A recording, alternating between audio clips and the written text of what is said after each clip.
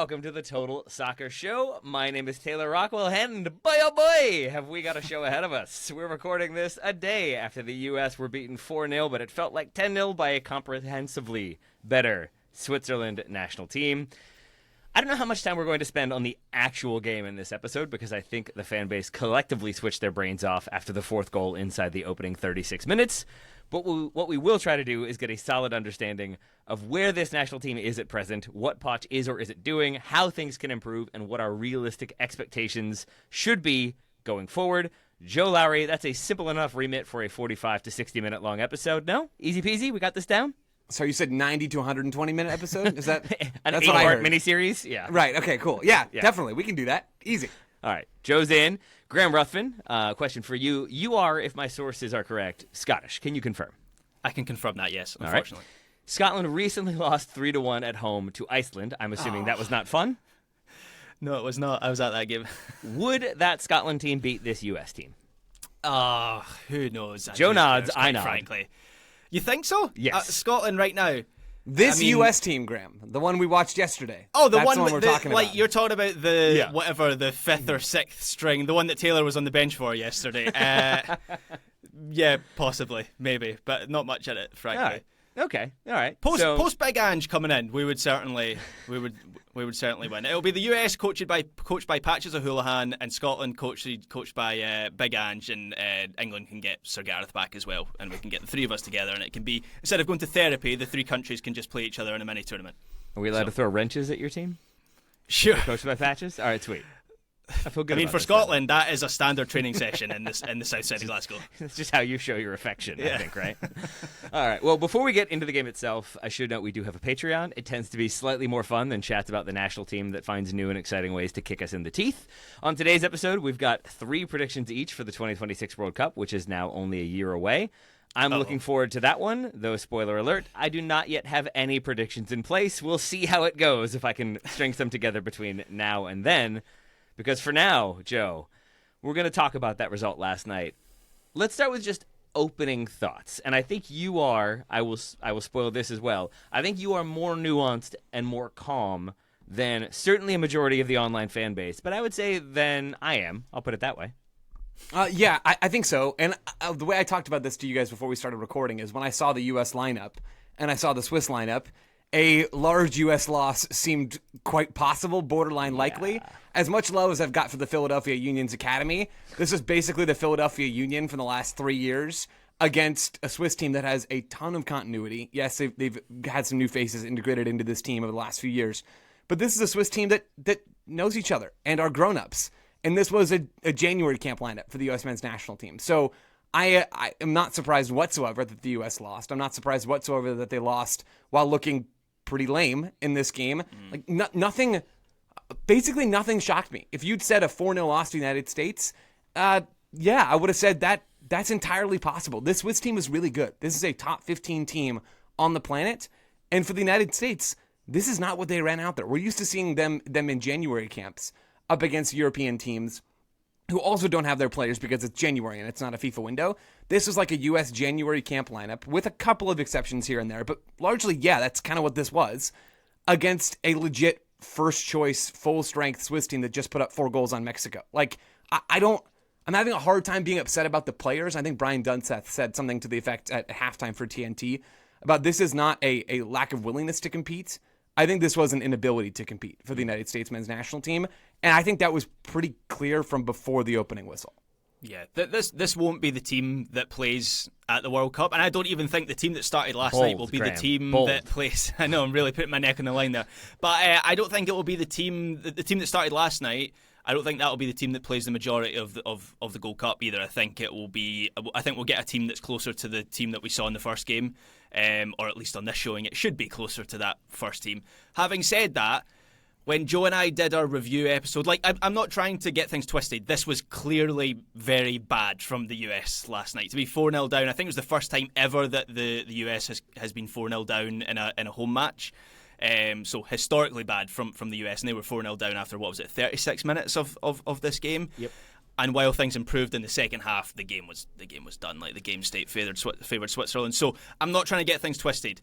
It was bad. And I think the most discouraging thing about this performance, Joe, when you and I did a review episode on Saturday, I said the most encouraging thing about that game was the spirit of the performance. And that's where maybe I do disagree a little bit with Brian Dunseth to an extent. I do agree, like, the biggest issue is these players just couldn't hang with a high-quality Switzerland team.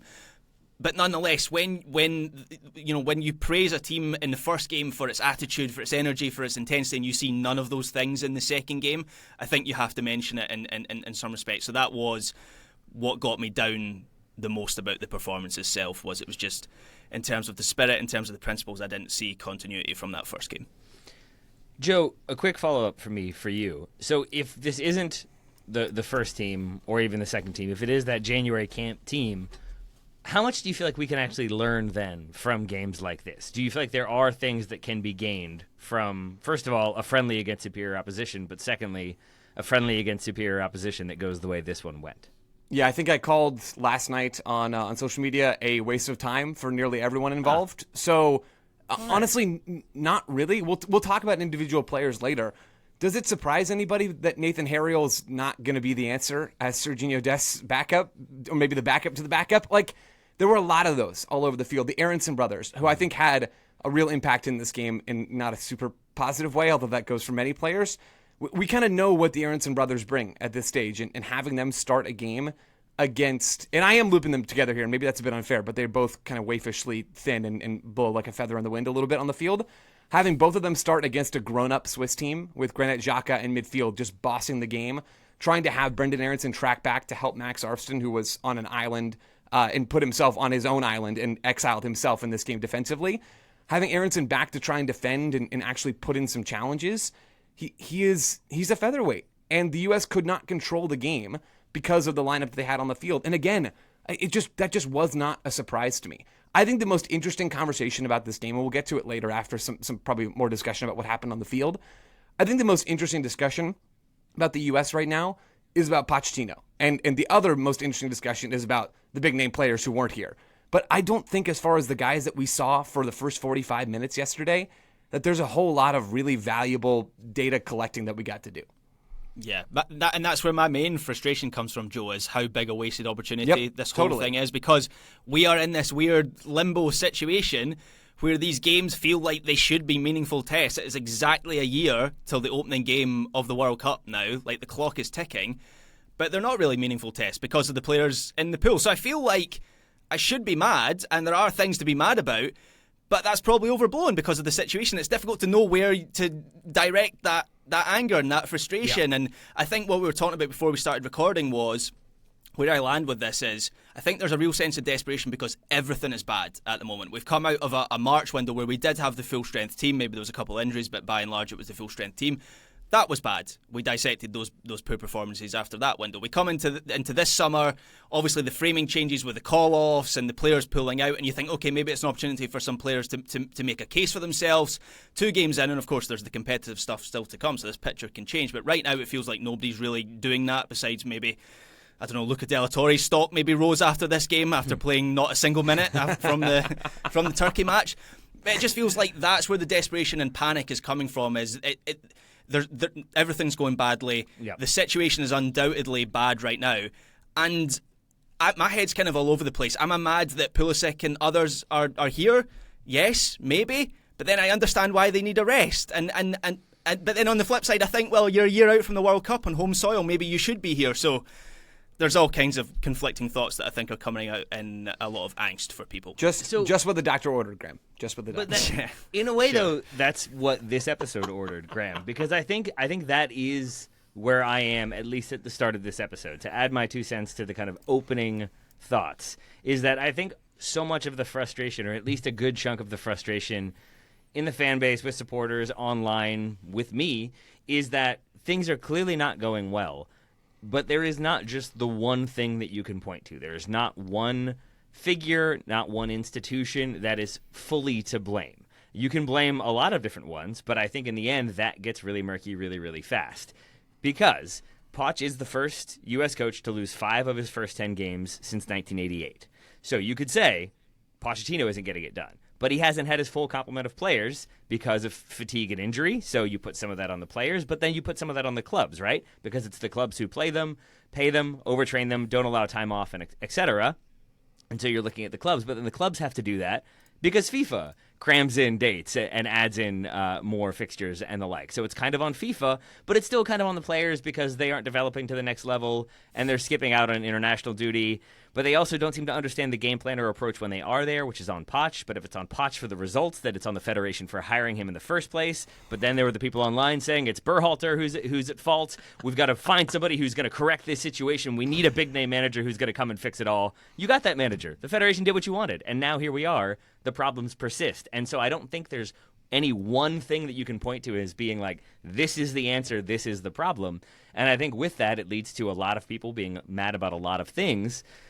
But I think a lot of those things are worth being frustrated about, if not outright angry about. And so that's what I kind of would like to do with this episode, is at least find some level of clarity, some level of like bedrock from which we can build in terms of what is the identity of this team, what is the approach we would like to see going forward, what are the limitations, what are the strengths or relative strengths such as they are.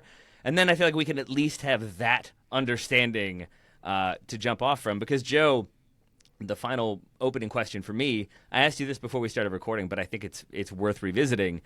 It feels to me like this team has entered, for you at least, the Vlatko zone is what I'm calling it, which is Vlatko and Danovsky with the U.S. women's national team ahead of the most recent Women's World Cup.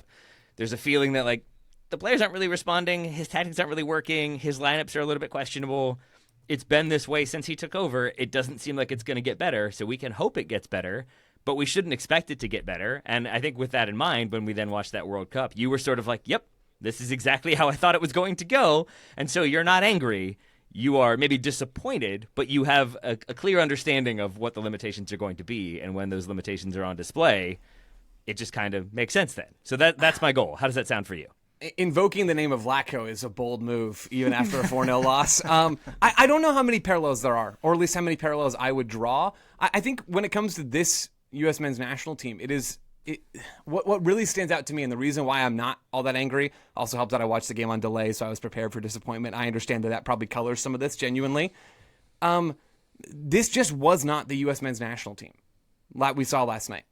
It wasn't. Like, it had the U.S. men's national team's coach and a few players that are going to be on the U.S. men's national team who came off the bench in the second half. I cannot, in good logical conscience, draw a real through line from March to this game that we saw yesterday, or honestly, even from Saturday in that loss to Turkey to this game, because effectively what Poch did, and he said what he was going to do in a presser before this game. He said, we're going to change the players. We're going to go and we want to give minutes to everybody, is what he said coming into this game. And he did. Unfortunately for Pochettino, he rotated a ton for the harder game of the window and basically put out one of the worst lineups the U.S. could generate from this window, from this group of players against a really good team. I mean, I don't know exactly what's going through the mind there, frankly, but this was not the U.S. And so I don't think it would have mattered who was coaching this team from the sidelines or what the direction is last night, because they were going to get waxed, or at least that seemed like a very real possibility last night. I do not think things are good with the U.S., and I think there are some really troubling consequences potentially from how this summer is being treated by Pochettino and by the U.S.'s key players, and we can get to all that stuff. We've already touched on some of it, both on this show and in the past.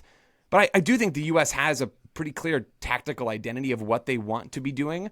I don't think the execution has been stellar with the full group or without it, and I don't think anything that we saw, to state the obvious, last night was even close to stellar. But I don't know. I'm not livid about this. Like, for me, I guess maybe part of this, guys, is that I have not had high expectations for the U.S. men's national team since the 2022 World Cup. Even when the full group of players is here, and I know we should take a break, even when the full group of players is here, they're okay. Like, there's some good moments, there's some bad moments. They're a pretty good team. They're not a great team. Their ceiling is pretty low, it seems like, and their floor is also quite low relative to the top teams in the world. And when we don't even see those guys, like, the floor just bottoms out of this team. Joe mentioning this team getting waxed. From what I've heard, an actual waxing is only slightly more painful than the result last night. We are going to take a break. We'll come back. We'll talk about the lineups, the approach, the game that was, some of the individual performances. Back soon. Welcome back to the Total Soccer Show. I'm going to be honest, my rageometer has dipped from like an 11 out of 10. I'm at like a 9 out of 10 now. Let's see if we can keep bringing the blood pressure down. It might jump back up as we talk about this lineup. I expect so. Joe led into it already. It was not a lineup that inspired a ton of confidence when I saw it. It was a very rotated team. Graham, Joe brought up the idea of rotating your team against the stronger of the two friendly opponents. I don't know why you play the hard-running, hard-working Red Bull team, which is what I would kind of boil this team down to, against the team that's going to be like controlled possession. I feel like this team would have done better against Turkey, is I guess what I'm saying. And then you play the Turkey A team against the Swiss, and maybe it's a little bit better, maybe not. My assumption is that you don't want to start by getting destroyed in that first game, and that's why he went with his more senior team. But I can't say I saw a ton of logic in this one. Yeah, and Joe and I, not to give ourselves too much credit, but sort of foresaw this towards the end of Saturday's episode where we were talking about players who might play in this game, and it kind of dawned on me certainly that might not be the best matchup for the US in a tactical sense. I think it was Berhalter that really hit it home where for this game you might have preferred the double pivot of Johnny and Tyler Adams, or maybe even De La Torre, given how he played in that Turkey game. And Tyler Adams, I think this team is pretty dramatically improved against the ball, against this Swiss team, if Tyler Adams is on the field. And he's not, because he has, we hope, a minor injury that isn't going to rule him out of the Gold Cup, as Taylor, his head sinks there. Going back up, Graham. Yeah. Sorry, I'm trying my best to bring you back down again. But it was a lineup. Rising. I'm kind of doing this on the fly here, but I think there's 3 holdovers from the first game. Max Arston certainly holdover. Cardoso is the only other one. So just those 2. Yeah. It was Robinson, not McKenzie. Yeah, so 2 that were held over from the first game. It's Matt Turner in goal. Of course, it was Matt Friis that started the first one. Then it's McKenzie and Zimmerman who come in for Robinson and Richards. Nathan Harriel starts at right back. Double pivot of Sebastian Berhalter, who I wanted to see. I called for that on Saturday, just to have like some evidence of what he could do in this team. I've had 75 minutes of that evidence. I'm not entirely sure I want any more. But it was Berhalter and Johnny as the double pivot. Then you had the Paxton Aronson brothers, the Aronson brothers, Paxton and Brendan, and then Quinn Sullivan as on the wing, and Brian White coming in for, it was Agyman who started at the weekend. Of course, we got Agyman at half time of this game. But my read of this was essentially, it seemed like the plan was to stay compact against the ball and be in this, what looked to me like a 4-5-1 setup. There was just such a lack of pressure on the ball and in possession. Like, you don't need to, in that shape, you don't need to be so incredibly passive. And the US were, in the first half in particular. There was very little pressing, and when there was, it was a single man press that Switzerland found easy to play through, which was different to the Turkey game, where there was a good amount of swarming and the US were like backing up that press. So that was very disappointing. It was just very easy for Switzerland to get into dangerous areas time and time again. Really, for all 4 goals, it was just very easy for Switzerland to get those entry balls into the area. Some of the 1v1 defending and around the box was really, really bad as well. And then on the ball, no possession rhythm, no attacking sequences. I had no idea what the US's plan was to get forward and actually score a goal. And it got to the point that for the final 10 minutes of the first half, the US just looked terrified in every aspect of the game. They looked terrified of being against the ball, terrified of having the ball, just completely out of their depth in every single way. And that might be that first half, specifically like the 36 minutes up until the goal. I would extend it even to like 40 minutes, where Switzerland had a couple other opportunities after that. That might have been the worst I've ever seen the US play, and certainly in the time that I've been talking about this team with you guys. It was bad. It was really, really bad. I don't know how important of a distinction this is to make, because we're all going to try to forget this game and lock it away forever. I think probably very, very quickly. I did see the U.S. pressing quite a bit in this match. And I saw it, Graham, as more of a 4-4-2 at times, with Paxton up top next to Brian White. And they would go, and there was actually a nice ball win in the press in the 4th minute of this game. Nathan Harriel comes in and pinches against Ndoye on that right side for the U.S., the left for Switzerland. He wins the ball, and the U.S. established possession high up the field. This is damning with faint praise. But for the first 5-6 minutes of this game, the U.S. were actually quite good. Yeah. And then all it took was one turnover in the press for Switzerland, and I think they solved it almost every time after that. Yep. Like, they just carved through the press over and over and over again, which is, if we are looking for through lines for the U.S. from the real U.S. men's national team, which I'm sort of thinking of as the March one, to this one, this game, and this team, it is how ineffective the press has been. I remember talking about on this show how decimated the press was, if you can even call it a press, against Panama out of that same 4-4-2 shape where they just got diced up over and over and over again. There was a little bit of that in this game. I think it wasn't nearly as bad, but Switzerland started carving through that press to the point where, Graham, eventually in that first half, the U.S. were just cratered deep down in their own half. And Switzerland, all they had to do was pass the ball to a fullback and let them drive forward, and all of a sudden they're in the final third. Between the press crumbling and a little bit of lack of intensity there and just poor execution. Joe, Taylor, go ahead. Can I jump in? Quick question for you both. Like, what explains a press being ineffective? Because obviously you can see it with your eye when they pass right through two players. But like when you are then diagramming that out, is it a lack of intensity? Is it a lack of understanding of how to press as a unit? Is it Pochettino maybe not like setting the players up? Like, what do you think accounts for a team that is sort of unable to press so consistently?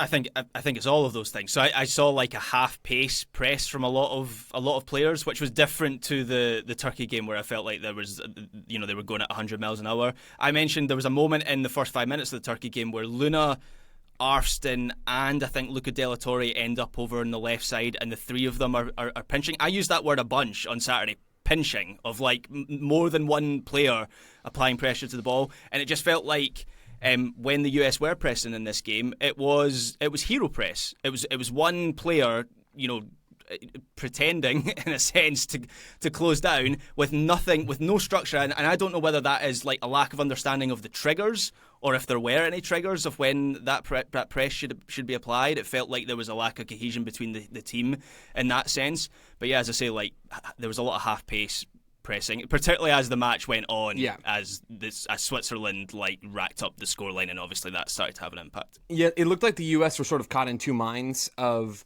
wanting to go and press, because that clearly was the game plan in the first 10, 15 minutes of this game, and realizing it's not working. What do we do, right? Do we continue to press and lean into the game plan, or do we drop? And I think you saw that lack of surety in the press at times in this game, where if you're, Taylor, to answer your question more specifically, I think one of the flaws for the U.S. in this game is that when they went to press, there was not a full commitment, or there was an inability to execute. And it's hard to discern at times which of those it was.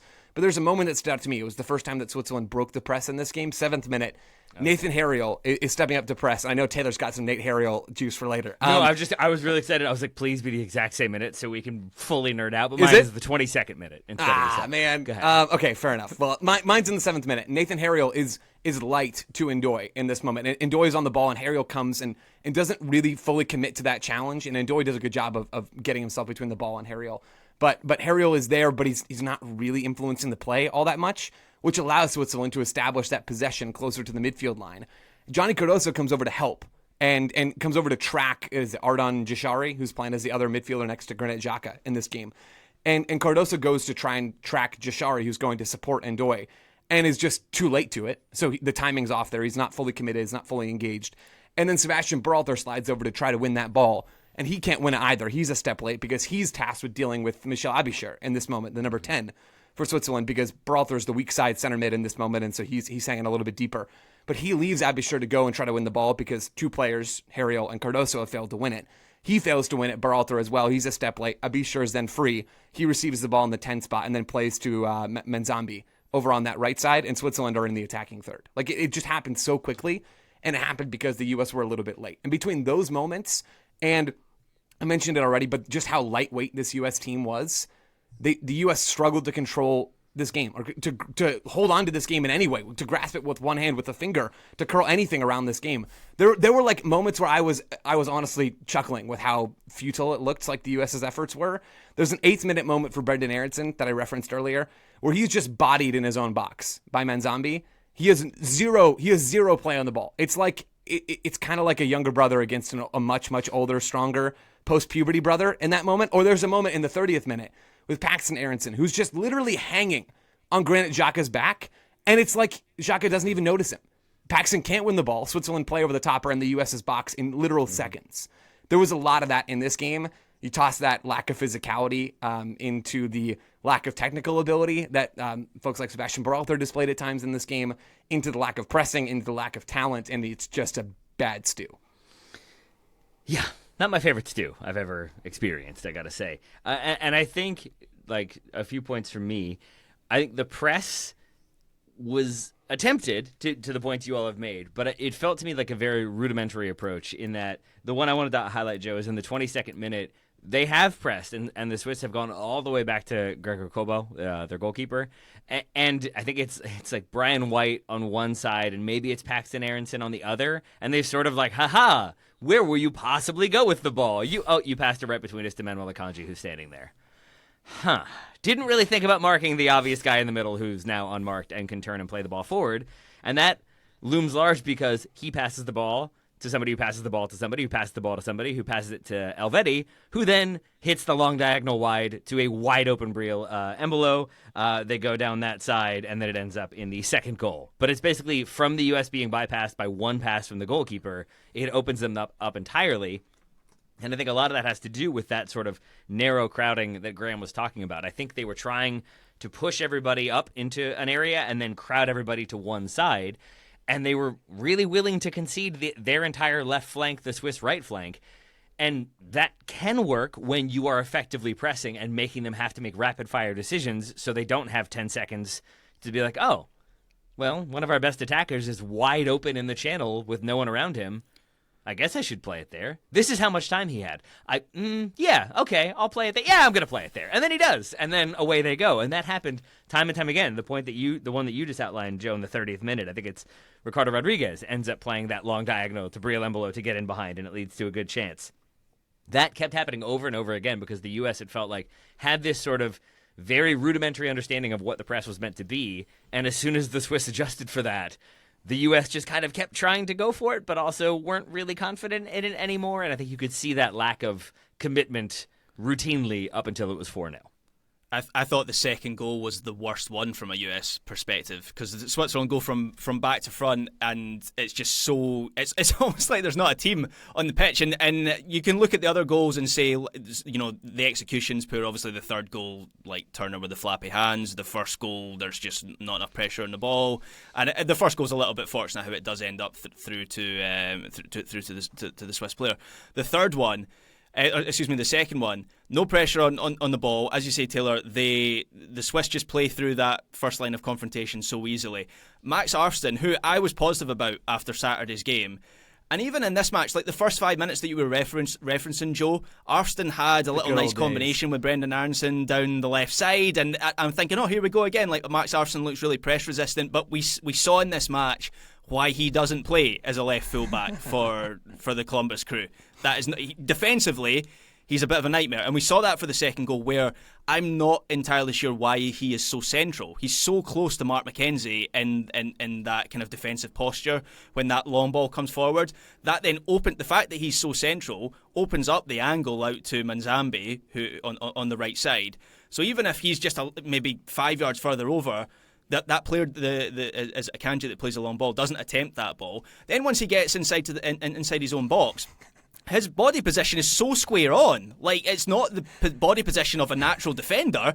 Manzambi just brushes past him, and then, of course, he's like inside the 6-yard box for the pass across. So I thought that was the goal of all four that really highlighted, like, the structural issues in this US team. And that's where I keep coming back to this being more of an inability to compete than like a lack of desire to compete, like Dunseth said something to that effect at halftime. And Doyle tweeted this out, and I think it's well said, so I'll just read it here. 2 points I think are worth making. Wingback in Nancy's system is nothing like a fullback in a 4. This is exactly what you just said, Graham. It's basically a true winger. Second point, Nathan Herald is third on the Union's right back depth chart. Little hyperbolic from Doyle, but he's not the first choice player in that spot. The lineup out there tonight does not strike me as one composed by a guy who's really, grinding film. I would add the Paxton and Brendan Aronson bros hanging out in the attacking line. All of this smacked of Poch just rotating through a lineup to get through rotating a lineup, and his call-ups at times to go a layer deeper, like Doyle's talking about here, have been a bit odd. That you put these players in these positions does not set them up to succeed. Like playing Max Arfsten in this game as a flat left back against a Switzerland team that is very cohesive. Again, I mentioned the continuity earlier. I think that goes underrated at times. There's a real familiarity within this team, and they are one of the teams that, because of that continuity, can play quite effective possession soccer on the planet. They're a very, very good team. and running Max Darson out there as a flat left back in a 4, or Herald as a flat right back in a 4, against basically anybody for Nate Herald. But really, like, these guys, they just don't fit in some of these roles, or they're not at the level. And that Poch called these players in. A lot of it was to send a message to other players, right? That, hey, you're not needed here, right? Joe Scally, Josh Sargent, Tanner Tessman, Cameron Carter-Vickers, we're good. Like, unless you're going to come and bring it in every single game, or you're going to develop in some part of your game, we're doing just fine over here. I think Poch said, almost word for word, these players are just as good. That's just not true, right? And I don't really think Poch ever believed that. I think it was always about sending a message to these guys and saying, hey, you're not undroppable from this lineup, Sargent, Scally, Tessman, whoever, especially those first two. You are droppable, and I'm going to do it now, and you need to bring it. A lot now seems to be riding on all of the U.S. players who aren't here bringing it the next time that they're all together, and that's where I come back around to. Like, last night was basically just a waste of time for everybody. Like, we knew that Nathan Herald wasn't good enough. We knew that Arfson couldn't defend in a 4, even if Graham, we thought, and I think he was quite good against Turkey for stretches of that game. We didn't learn that Paxton Aronson is too much of a lightweight in these kinds of games. We already knew all of that. We didn't gain any new information. Now what we're waiting to learn is, how is the actual U.S. men's national team going to respond? That's the first thing. And the second, slightly smaller thing is, how are the players that came on in the second half, who Poch clearly thinks are higher value players and will give more minutes this summer? Luna, Tillman, who I thought was actually quite good coming off the bench in this game. McGlynn, like that group of players, how are they going to evolve, and how are they going to play this summer against some good teams outside of the group stage, assuming the U.S. gets there, which I think they will. But as far as, again, last night's exercise go, the most revealing thing to me was that Poch took a big swing with his message that he tried to send to those players that aren't here. That has risk associated with it, and we knew that, but we're waiting to see how that pans out. And the other thing is that it just doesn't really seem like he's got a great grasp on his player pool right now. I think that message, Joe, now to those players is, pack your bags for next year. So here's the thing. You've made the squad. I think that was where I had moved back. I was at a 12 out of 10 there for a moment in terms of anger, because I think Joe, everything he said is correct. It's just then like, all right, if I'm Joe Scally and I watch that game, I'm like, all right, you want to roll with that in the World Cup? Are you going to maybe give me another chance? And then I think, yep, if you were trying to send a message, the message is basically like, Joe Scally is coming back into camp being like, all right, well, I'm going to play the way I want to play, because it can't be worse than that. The reason why I can then bring that rageometer back down a little bit is to remember, these are friendlies. We've got the Gold Cup coming. And I think if there is a lesson learned from these two games, and we do not see this lineup again, but we see instead players that make sense and are pressing effectively and have responded to these friendlies, if these truly are learning opportunities where we now recognize these guys aren't at the level, at least not to play the way we want to play, maybe if they truly are just bunkering and hanging on, they can roll with that. But if that's not how we want to play, then we know some of these guys can't handle the assignments, can't handle the expectations and the pressure and the speed of play. And then this team improves from there, such that by the end of the Gold Cup, they are a cohesive unit that is playing the way he wants them to play. Then those players that are kind of left out do have to have a response. And so you can say it's friendlies, it's a learning opportunity. We now know what the kind of base level is, or we have a greater understanding of what the base level is of this pool, this team. Now let's see how they respond in the Gold Cup. Not that beating Trinidad 5-0 is going to make me feel better about this one, but it will make me feel better if we see a logical response.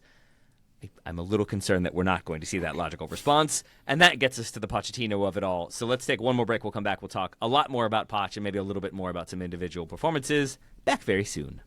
Welcome back, everybody. Let's talk Mauricio, shall we, gentlemen? We all calm? Everybody feeling good? Everybody nice and mellow? I'm not. I'm mad. Okay, here's one point that I wanted to jump off from what you all were saying. Joe, I am with you that I don't get the impression that Pochettino is watching a lot of these players. I think he's bringing players in, and then if they don't respond in training, they don't do what he asks, they don't train with the intensity that's required, he's willing to move on and find somebody else. But in finding somebody else, this is me completely editorializing. It feels for all the world to me like he has asked U.S. soccer staff to give him a national pool depth chart. And here are all of the players that can play in this position. And if these two guys aren't coming in and this guy's injured, all right, call in these next two guys, and we'll see how they do. And that is not my favorite thing, because it does things like doesn't include Richie Ledesma, for example, who I still think could have been a useful part of this team. Maybe he declined the call-up. Maybe he's still holding out for Mexico. He was in their provisional roster. He was in ours. I scratch my head. But I think it gets harder and harder for me to shake the idea that Pochettino is very much here for the short term and isn't trying to necessarily stamp his authority on this team. And I don't want to believe that because I really like Pochettino as a coach. I respect what he has done. I was really excited for this appointment.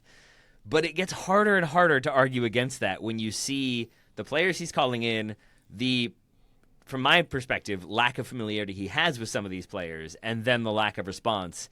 It starts to feel like he's just kind of churning through people without having a huge idea of who is coming in and what they offer. So the way that Wikipedia displays national team rosters is it has the latest roster, and then there's a big chunk below that, if you scroll down, that's like recent call-ups. It feels like Pochettino is using that recent call-ups section to bring in people like Nathan Harriel, who I think we can all agree is it doesn't. Shouldn't be at this level. That's maybe better than asking an intern, hey, who's that Harriel? Okay, yeah, put him on the list. I don't know. Yeah. That's probably being slightly unfair, but it just doesn't feel maybe like the ideal way to construct a team that plays the way he wants to. But this is where there's a contradiction with Pochettino, because within that there have also been a couple of odd call-ups, like Milevich coming into the January camp, where he came out of absolutely nowhere and didn't really look up to the standard. You said Taylor, and I don't necessarily disagree. As I said at the top of the show, my head's all over the place. So even within my head, I've got contradicting. Paradoxical thoughts. Fair. But he is here for the short term. It's a special ops job, as I keep calling it. If that were the case, though, would you not think there would be more of an onus on him finding his players ahead of the Gold Cup, and instead of making 8 changes, 9 changes for the second game, sticking with the players that impressed against Turkey in the first game? If it's all about, I'm not really building for past the World Cup, I'm just building for a team of 11 players and maybe 3 subs that are going to get this job done.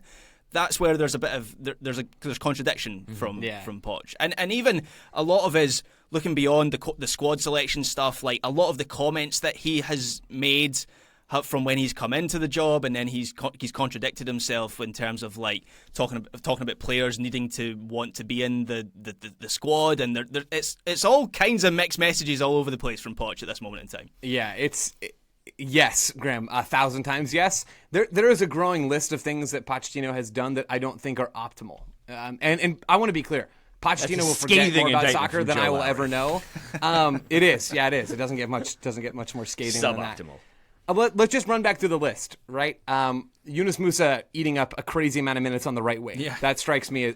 initially, I understood it, right? Musa, bad form with Milan, comes in. Pochettino wants to get him in the lineup. He's played on the right before. Poch knows that from his time at Valencia, Musa's time at Valencia. He gives him minutes on the right wing. Musa scores a goal. It's a great moment. And I thought that was cool. And then we get more of it. And it just becomes pretty clear pretty fast. / was already clear to those of us who had watched him at Valencia that he is a very limited, wide attacking player. That all struck me as weird. Tim Weah playing on the left when we've seen him be so effective on the right, where he was the U.S.'s best player in World Cup qualifying, primarily playing on the right side, and just doesn't seem to have the same attacking danger creation chops on the left. But Poch likes him because he's, left eye dominant or whatever it is on that side. Yeah. That strikes me as a bit odd. Think about the Panama game the U.S. lose back in March. They lose that game 1-0. The pressing was abhorrent, as we talked about already. And even beyond that, the U.S. just couldn't create a whole lot of danger in that game. And who sat on the bench to finish that match? Diego Luna, Gio Reyna, and Brian Gutierrez. The Reyna one, I can kind of understand because Gio's in his own little world. But leaving all of your creative bench options on the bench the entire game struck me as a bit odd.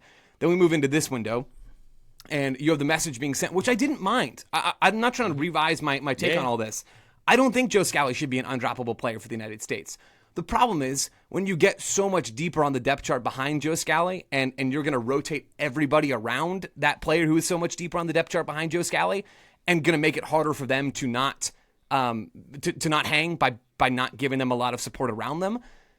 It's not so good. And that Pochettino rotates a ton, I said this already, but for the harder game of this window is tough. Or that seemingly he wanted to rotate everybody to give them minutes ahead of the Gold Cup when these are the two most important sort of games that you're going to play this summer because they're against the best teams, that there isn't at least more repeat players in the lineup. And I know a lot of these guys are coming after a long season, but a lot of these guys are mid-season as well and have the legs to go and play a Saturday, Tuesday. It's not the easiest thing to do, but now you saved Luna and Tillman and McGlynn and De La Torre so you can play him against Trinidad and Tobago? Like, I'm always hesitant to speculate about the fitness and rotation stuff because there's a lot that goes into those choices.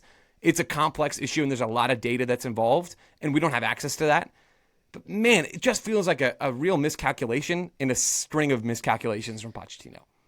I'm going to start off with a murky, circuitous point, as is my style, and then I will attempt to steer us towards more clarity. But to Graham's point, I think it gets so confusing and murky and circular so quickly because, no, I don't think Joe Scally should be undroppable. So you bring in other players to show that like this player can get the job done. And then I would say Freeman looks interesting, looks exciting, kind of backs up some of the hype at least. But then you rotate again for this friendly, and it does not go well, but it's a friendly, and he said, like, I wanted to rotate the whole team. I wanted to make sure everybody got a start and everybody got some minutes. He took full blame for the loss in his post-match interview.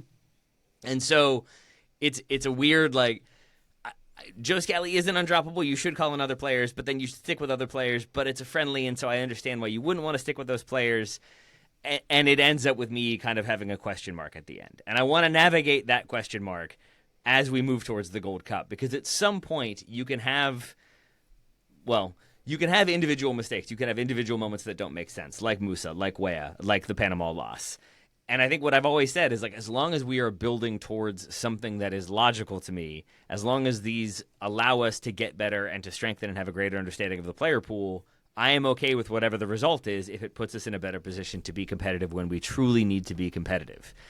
However, at a certain point, those negative things accumulate, and it starts to feel like, okay, are we actually making progress, or is it still just kind of throwing darts at the board and seeing what happens? I think that's. Oh, sorry, Taylor. No, go ahead. Go. No, I think that's the thing. Is like I felt like we would be further along in the process by now. Like it's been disappointing so far. Let's not get that twisted. That there are no consistent principles from one game to the next. We get little hints of it every so often, like in the Turkey game where, you know, the off-ball stuff was decent and there was some nice attacking sequences. Then it's followed up by last night's horror show. And I never expected miracles.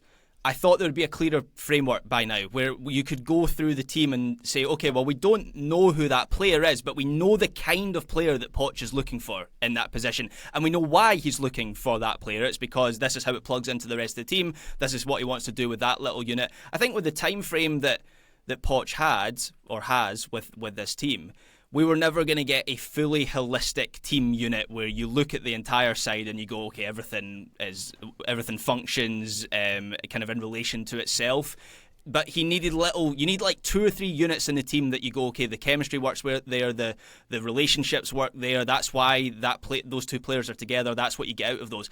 I feel like we've got none of that. Like, being generous, maybe you would say on the left side you have Jedi and Pulisic have something going there. We have enough evidence, not just from Poch's time, but going back to the Berhalter era as well, that there's maybe something there. I thought in the second half against Turkey there was a little bit of evidence of De La Torre and Adams being a decent partnership together. I think if Adams is fit, that's the midfield partnership that I would want for the Gold Cup going forward. But there's so little of that, and the World Cup is a year away, and it feels like the framework's just not there. But we're going to give the framework right now. Joe, I'm going to start with you to make us all feel positive at the end of this one, because I do think we can get there. Because I think all I need at least, is a feeling of structure and a plan and a logical progression. And I can start to feel like, okay, we are at least having some level of consistent principles. I agree with Graham. I don't know how consistent they have been thus far. For you, Joe, if you're stripping it all down, if you are starting at the very basic level, what is the tactical identity of this national team, of the U.S. national team under Mauricio Pochettino as you understand it? Formation, approach, whatever it might be. Yeah, when Poch comes in his first presser, he talks about wanting to control games, wanting to use the ball, and we've seen a lot of that from the U.S. team against bad teams and against equal teams. It seems like they are willing to use the ball, and I think Turkey, they viewed that game on Saturday as basically an equal opponent because we saw a lot of really intricate build-up. We didn't see that in this game against Switzerland. I think that is because they viewed Switzerland as being a better team. And Ben Wright asked Mauricio Pochettino in his matchday -1 presser about trying to exploit the space in behind opposing back lines a bit more, especially in that Turkey game. And Pochettino's response was, I think some of these other players that we have can maybe do a little bit more of that. And he referenced Quinn Sullivan, and he referenced a couple of other guys, maybe Brendan Aronson. I don't remember who. I know Sullivan was one of them, as a player who can exploit that space more, and sort of talked about how we're going to see those players in games where maybe we can be a bit more transitional. So it's fluid. It's not like Pochettino's come in and said, we have to use the ball in every single game in every single moment, because we haven't seen that, nor would that make a whole lot of sense. I think defensively, the U.S. want to be a proactive team that presses out of that 4-4-2 shape. That's been a real common theme from game one back in November, or October, all the way until now. It was October, all the way until now, but to very, very mixed effect. With that in mind, Joe, the mixed effect in mind, would you like to see them persist with the press throughout the Gold Cup and see if more consistency gets them better at it, or would you rather see them abandon that and go with a more just sort of bunker and counter, or have possession, and when you don't have possession, you sit off and let the opposition do as they want? I think it might depend a little bit on the opponent, but I think the U.S. has the personnel, even in this roster, to go and press and control games. I was seeing, I think I shouted Vince out on the last episode we did about the U.S. I'll do it again. I was on social media the other day, and Vince, who runs the Scuffed account and does a great job, was talking about how we didn't appreciate the MMA midfield for its defensive and game controlling chops as much as we should have at the time. I think that is very, very true. The U.S. has the personnel to really get a grip of those games defensively and to be really hard to play against, because those guys can cover so much ground and are so physically capable and have a little bit of possession chops in them, but really can buzz around the field and make things really difficult for the opposition. Even without some of those players, the U.S. still has the ability to muck things up and make things difficult in the press.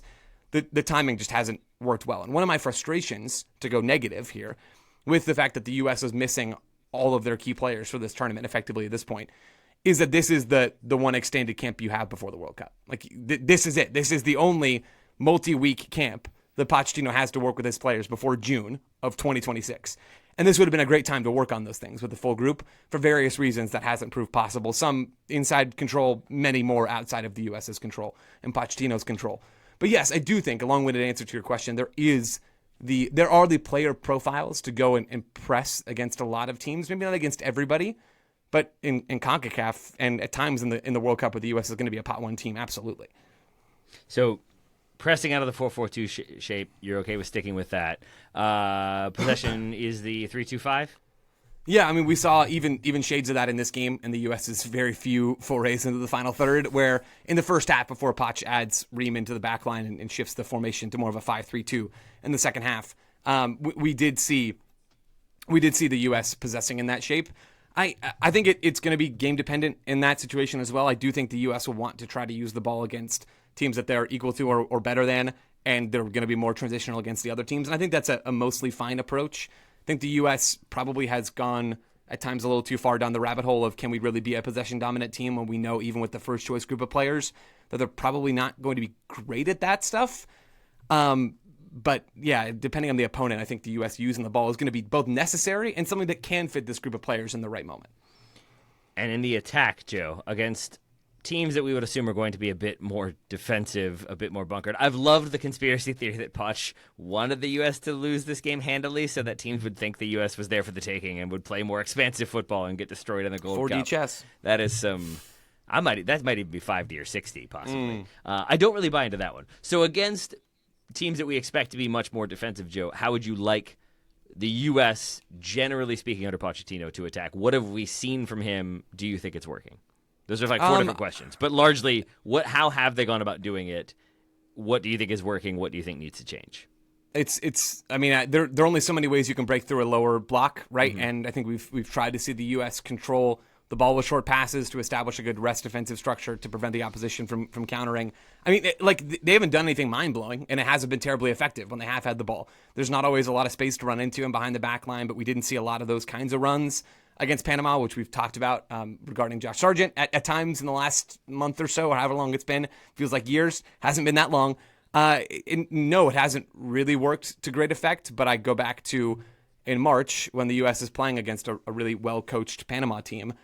All their playmakers are on the bench. And now when the U.S. is trying to use the ball, we saw some good moments against Turkey, but really all their best players are not here. So even when those guys are around, we've seen countless games where the U.S. struggles to break down those blocks. That's not really going to change. It's the hardest thing to do in soccer. And when you have mid-level talent at the international level, it is foolish to think that you're going to do it well in every game.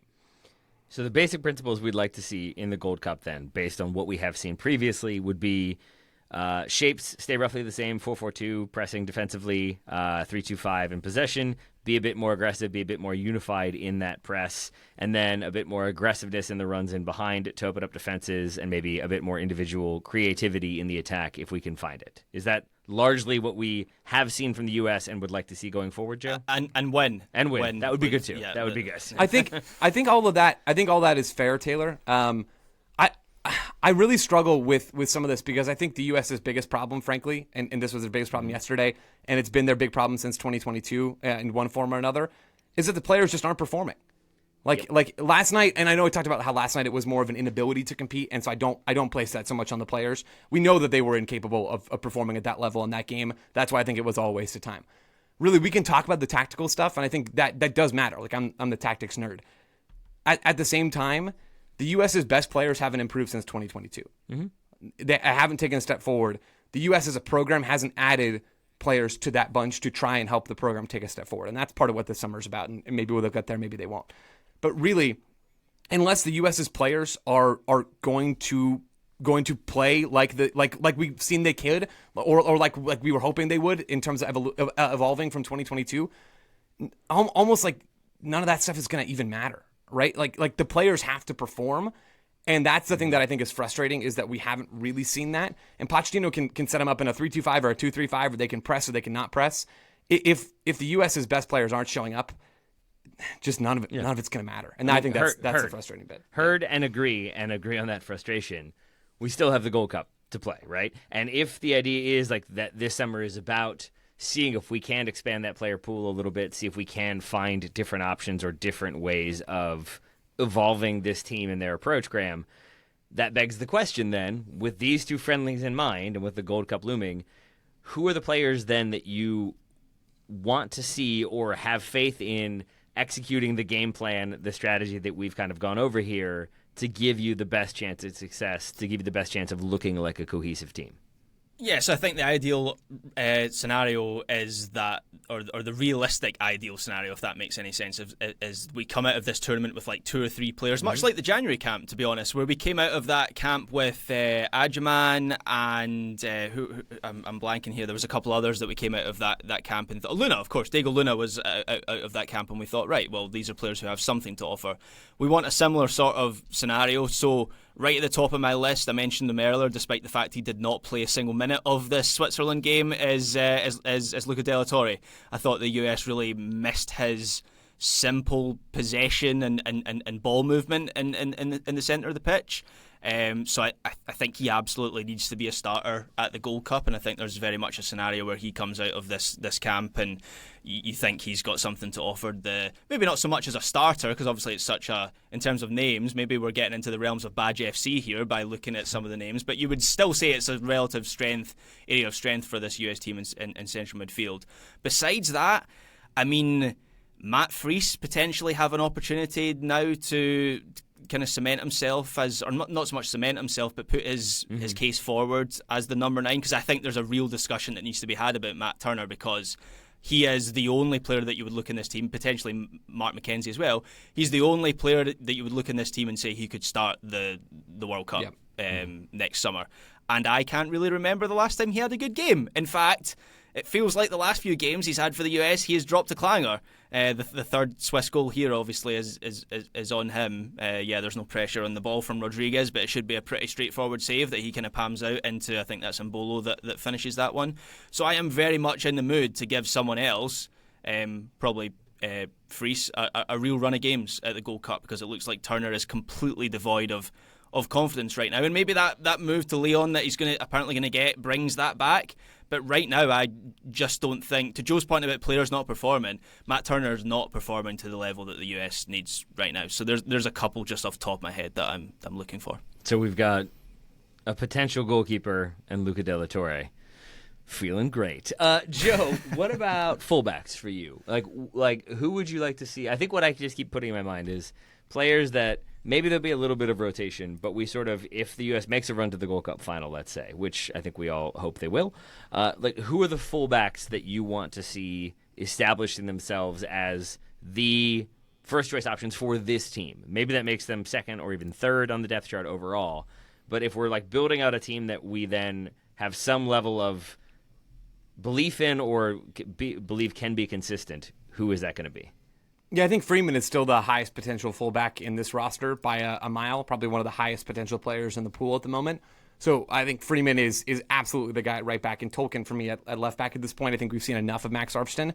And also Tolkien, with his defensive chops, allows Freeman to go and push a little bit further forward, which I really do think is an area that he would shine in much more than we saw him against Turkey. So I think those two players fit better together and are just the right picks even outside of that fit. Which moment in which Max Arfston was dribbled by like a cone made you not want to see him do the defensive side of things anymore? I just have 39th minute gets toasted on my notes from Max Arfston as one of the lines. So we'll go with the 39th minute one, Taylor. I think also that second one, Graham mentioned the second goal being maybe the worst one. That's the one where he tries to go up 1v1 versus Embolo and doesn't really do anything. Just kind of like, it's like, oh, he's going to dribble that out of bounds, right? Does that. Yeah. Because he thinks it's going out of bounds. And that was a recurring thing for a lot of these players on the evening was like, well, obviously, it feels so lazy, but like, obviously in MLS, that's going out of bounds. Obviously in MLS, that extra touch is fine. Herald multiple times, I felt like, took a touch and then was like, oh no, these guys know how to defend against my extra heavy touch. I don't know how to deal with this. So I think like there was that sort of lack of ability to compete. I feel like Freeman and Tolkien probably give you a bit more ability to do so. What about center backs? If we're looking towards consistency, who do we want to see playing in this Gold Cup? The good old Chris Richards and shrug for me, Graham. Yeah. That's where I'm at. That's where I've been at, you know? It could be Ream, it could be Robinson. That's kind of where I'm landing with that. But yeah, Richards. My thoughts on Richards. Of course, he doesn't play in this game, so he's protected somewhat from this disaster class. But I repeat what I said before these games with Chris Richards. I am living in hope that we're going to see Crystal Palace FA Cup winning Chris Richards at some point. And I thought he was decent against Turkey on Saturday. So yeah. Build around Chris Richards. It could be Robinson. It could be Ream for that other spot. Not McKenzie? After this game, no. Okay. I thought he had a really poor game. And look, maybe some of it was down to Max Arfston putting him in difficult positions. Like, what are you doing here, pal, for the second goal? But I thought he was in the washing machine. I mean, the fourth Switzerland goal, which is probably the one of the four you're thinking, okay, like that's pretty outstanding work from Switzerland. But still, McKenzie gets beaten by the shift. To the shift step to the left by is that Embolo that scores that one as well? I can't quite remember. There were so many goals, but yeah, McKenzie wasn't great in this game. Yeah, for the fourth goal, McKenzie has to try to deal with it and doesn't, is what my notes say. So there you go. Yeah. All right. In the midfield, it has been Johnny starting both of these games. He has continued to put in Johnny Cardoso performances for the United States. I think I'm okay with persisting with him in the Gold Cup, but I think that's one of those moments similar to like Ream versus Robinson, where if there is a switch and then we stick with that switch, okay, I guess we've learned something that maybe it's not going to be Johnny. I think, again, I just want it to make natural sense as we build this team and the selections that we see. Do you all prefer to stick with Johnny, or do you prefer to see an entirely different combination? Graham is shaking his head. I did not expect that. Yeah, I've had stock in Johnny just because I guess, like, I don't know, I'm sort of the La Liga observer of the four of us, and he has been good for Betis. I think I've had enough of him for now for the US team, and I think this is largely coloured by how good I thought Adams and De La Torre were in the second half against Turkey, where I think they really complement each other really well. And you look at someone like Tyler Adams, I mean, Johnny's whole game is meant to be, the argument with Johnny is against the ball, you get something out of him. Well, in this game against the ball, I thought he was really bad. And Tyler Adams seems to be, or when he plays for the US at least, seems to be a level above against the ball. So, I mean, maybe against like Trinidad, he finds his level for this US team. But if we're talking about building a double pivot for the Gold Cup to actually go and win it, then I think Adams and De La Torre is what I'd go with. Joe? Yeah, same here. Okay. Where is Malik Tillman for you all? Is he starting ahead of them in that kind of number 10 spot? For me, yeah, I think Malik Tillman has been pretty bright overall, not dominant, and we still haven't seen PSV Malik Tillman because they're completely different contexts, so I don't think we should be waiting for that to happen. But I would play Malik Tillman Can I jump in to say he has a moment? Oh man, I'm sorry, I can't find it in my notes. But he has a moment where I was like, "There's Malik Tillman." That like I wish I could fully buy into, but it's the one where it's Ajamang heads it down for him, and he has the chance to volley it, and he does volley it, and he puts it wide and high, and it is maybe 10 yards wide and 10 yards over, and it's one of the few half-decent chances the U.S. had, and that, Joe, has been like my knock on him for quite some time, is that you're not going to get many opportunities, especially against better opposition, stronger opposition, and I feel like in those moments, he needs a few chances to then take that chance, and I wish he could just be that player that does, like, come on and whack that one, and maybe it's saved, maybe it goes just wide, maybe it hits off the post, whatever, but it just feels like, I like hit a volley with my outside of my heel, and it went 40 yards wide. Oh well, I'll get the next one. That slackness continues to bother me, even if it's 1 second in an otherwise very forgettable game. But I still have my frustrations with him. But I don't see anybody better than him starting in that midfield. Yeah, I think part of that languidness and that like almost casual sense of Malik Tillman is part of also what makes him good at the same time, where he is fluid on the ball and does like to combine. I don't think he plays the final ball often enough, and I do think there's room for him to be more consistent, certainly. But I think there is the other side of that coin that does result in him being quite a fluid player at times, which the U.S. needs more of those guys, especially in these Gold Cup games where they're going to have a lot of the ball and have to break teams down. And on, like you said, ultimately I agree with your conclusion there. There's nobody really better that I want to see, unless you're just going to hand the 10 reins to Diego Luna, or you're going to shift the shape somehow and roll with those guys as dual aggressive eights, like we saw to end this game where they're both playing in midfield. I think that's all fine. I would love to see more of Luna, Tillman, and McGlynn. Like ultimately, I want to see more of those guys. I could be convinced to change their position slightly, or you can move McGlynn deeper into midfield and have him play next to Adams, or have him play next to De La Torre, depending on the game, if you really want to be light in midfield but savvy on the ball. I think all those are fine options, and it wouldn't surprise me if we saw a lot of those in this window. My final point on that is, if we're looking for a positive on Pochettino, it's that he knows that this group of players that we're talking about now, Freeman and De La Torre and Luna and Tillman and McGlynn, maybe not so much John Tolkien, he knows those guys are better than the guys he played yesterday. Because he played them first, and he brought a bunch of those dudes on to halftime in this game when his team was trailing and being embarrassed.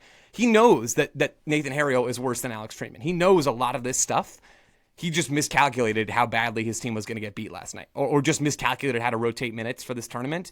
So I don't think it's a crisis at the point where Pochettino doesn't see that Diego Luna is a more impactful player than either Aronson or McGlynn being more impactful than Sullivan. I think the order in which these players played in this window is the order in which Pochettino views them on the depth chart. The challenge is just how those rotations were handled, and the fact that some of these guys were called in for that game yesterday in the first place, and where they were actually used yesterday. Yeah, that is the contradiction from yesterday's game, Joe. Is we're maybe a little bit clearer on what the full strength team for the Gold Cup looks like, with the exception of two positions. One of them is left back. We've spoken about Arfston. Don't really know what Poch is going to do there, if it's going to be Tolkien coming in on that side. The other one is like right wing, or if Tillman is the right winger, who's the number 10, because obviously Jack McGlynn played there against Turkey, scored that absolute banger. Not really a winger in the conventional sense, like doesn't really have any sort of pace or acceleration, can't really run a lot of the time, which I'm no expert, which seems like a detrimental quality to have for a wide player. So that's where there's a question. I think otherwise you can kind of go through the... I guess goalkeeper's maybe a question mark, but at this point it seems like maybe Matt Freese might get the nod against Trinidad on Sunday. Otherwise, you can go through this team, and I think we have a decent idea of what that side's going to look like. Haji Wright's still alive, right? Yep. He got what? In body. 25 against Turkey? Doesn't seem to be inspiring a ton of confidence or a ton of belief from Pochettino. No, it does not. If that's the rough theoretical starting 11, are there any players that you all aren't going to be like outraged to see involved, but who are the players that we then, if we see them starting multiple games, we go back to scratching our heads? Like Nathan Herriot is probably one of those for me. Berhalter, I thought just didn't look up to the speed, up to the pace of the game. I don't think I need to see him starting games anytime soon. Yeah, I think that's fair. Berhalter and all these guys were put in just such a tough spot yesterday as well, because I tried to make this point with the fullbacks earlier. I probably did it poorly. It was like all of the newbies playing together and struggling, all of the kids playing together and struggling against adults. So I don't think Berhalter was really set up to succeed. Where I come down on him is that his best attribute is his ranginess and his ability to win the ball and to make really sharp off-ball movements. And that has value, and he's not the same player as Adams or Cardoso. But effectively, he is like the third best ball winner in this pool, and I don't think you're playing all those guys in the same team at the same time. So I don't know that we need to see a ton of Berhalter. I don't really care to see a ton of either Aronson myself. And beyond that, I'm pretty much okay with that. Everybody but the fullbacks too. The one moment that really made me frustrated with Berhalter is the opening goal. There are lots of things wrong with it. I watched this way too many times to try to figure out what happened because I could not tell if Aboucher... Is it Aboucher? It doesn't matter. Yes. He was good. He scored a goal. But I couldn't tell if he intentionally dummied, if he got a little flick in there, and that's what threw off the defense. Watching it again, it's a ball from Jashari, and it deflects very slightly off Johnny. And that's why there is no real touch from Aboucher. I don't think he's actively making a play, but it's kind of behind him because of the deflection. But it throws off the U.S. two defenders close him down, expecting him to receive the ball. It goes right past him, and in they go and score. And watching it again, Jashari receives the ball with his back to goal and is able to turn very easily and then evaluate options and find that pass. And it's because Berhalter is very slow to step to him, and when he does, he just sort of overcommits, expecting him to take the ball back towards his own goal, and over-pursues on his left side so that Jashari just turns with his right.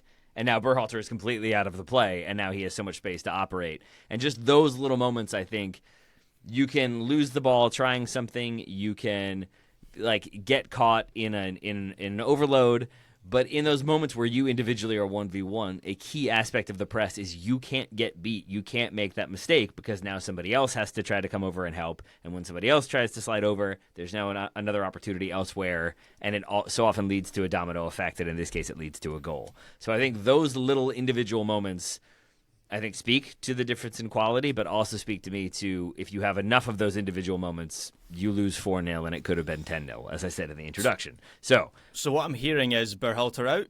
Yes, exactly. You get it, Graham. All right. Any other notes on this performance, on individual performances, on Pochettino, on the state of American soccer? Joe, I know you wanted to get into that for a while. Any other points to raise before we call this one reviewed? I think just as a point of conclusion, to sum this up, in my opinion, a whole lot of minutes last night went to guys who aren't going to sniff the roster in 2026. 1 year out from the World Cup, literally 1 year from today, it was a waste of time for pretty much everybody involved. If the players who were sent a message, the Scallies, the Sargents, whoever, right?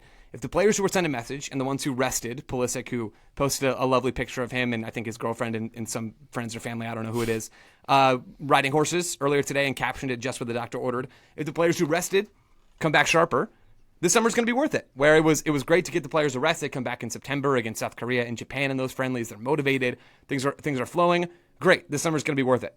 If not, yeah, this whole thing was a gigantic waste, an even larger one than the one I just detailed. And the clock is ticking, both for Pochettino, for these players, for everybody involved.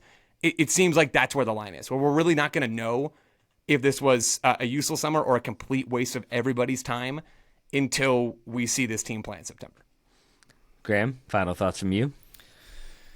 Just that it feels very reminiscent of last summer when the US went to the Copa America on the back of that 5-1 game against Colombia. And, even then, that Colombia game I don't think was quite as bad as last night. There were some moments in that game, and then obviously the US followed up with that draw against Brazil. Also, US soccer had a roll of the dice left to play, and they did that by changing managers. Now there's not another roll of the dice in that sense. So the players are the player for the World Cup, which is the players are the players, which is for the World Cup, which is a year away. There's not a superstar centre forward or centre back coming through that that was maybe the hope in 2022 that Balogun was gonna hit and he would change the picture. Doesn't seem like that's gonna happen. The head coach is the head coach, so. Yeah, it's desperate. I understand why people are pressing the panic button for all those reasons, but equally there is still time to turn it round, and there's a Gold Cup in a competitive setting coming up that might not provide the solutions, but will will make us feel a little bit better as we slip further into the abyss, closer to the World Cup. For what it's worth, that 5-1 lost Colombia. Here is your U.S. roster, or U.S. starting 11. Matt Turner in goal, Jedi Robinson and Joe Scally as your fullbacks, Tim Ream and Chris Richards as your center backs, Gio Reyna, Johnny Cardoso, and Weston McKennie through the middle, Christian Pulisic, Folarin Balogun, and Tim Weah up top. That is very close to a starting 11. That's a full strength if team, not the actual full strength team, barring a few exceptions because you had plenty of injuries in there. I think Tyler Adams was on the bench. He probably gets thrown to that starting 11. But that was pretty close to it, and to be destroyed that handily was a very depressing moment to witness live and in person. So by contrast to Joe's point, a lot of these players aren't going to sniff that starting 11 or even that roster. So there is a little bit of a difference there. That's the positive, right? It could be worse somewhat. Be worse, and that was worse. Yeah, with that context, that was worse on reflection. But last night was the first time that I'd felt a kind of groundswell of criticism of Pochettino. Yeah. So that is something to keep an eye on, because we talked at the top of the show about who to blame. Whether it's fair or not, I think there's a scenario where people do start pointing fingers at Pochettino, which probably doesn't help the situation, because he will be the coach for the World Cup no matter what, no matter how badly he wishes he was free from the golden handcuffs to go and replace Big Ange at Tottenham Hotspur. But yeah, that was certainly something I found interesting from last night, was that sense that people are being critical of Poch. Has he asked his agent to find out if he could do both simultaneously? What do we think? By Zoom? I'm being serious. The answer to that can be a flat no. Do you feel like there's a chance that he's like, just see if Spurs would let me do both? Possibly. Joe? I mean, I wouldn't.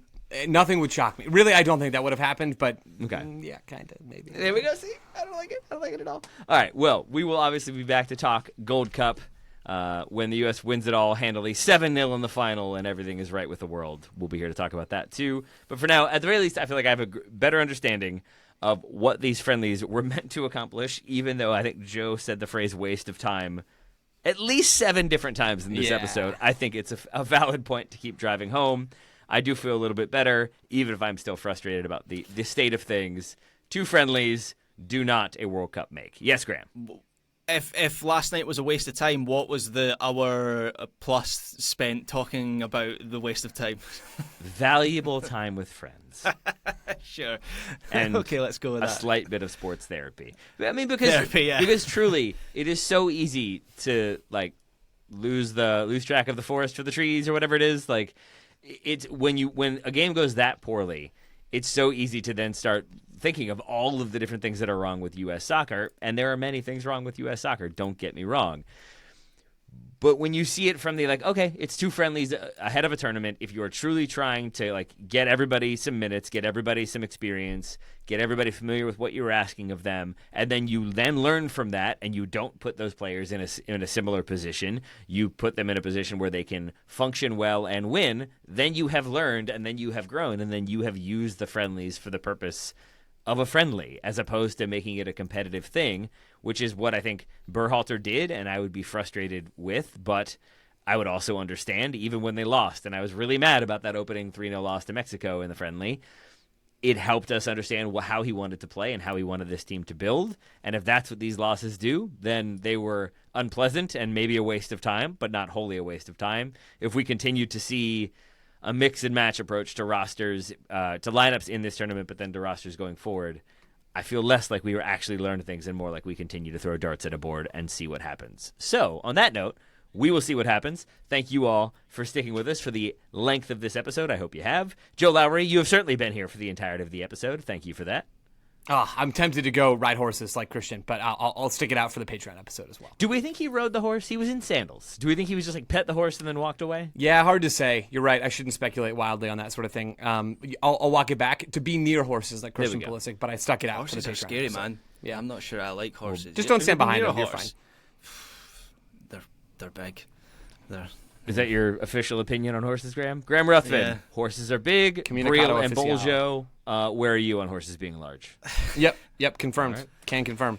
Same page across the board. 3 for 3. Listeners, I hope you've enjoyed the rambling nonsense to end this episode. We'll talk to you again tomorrow.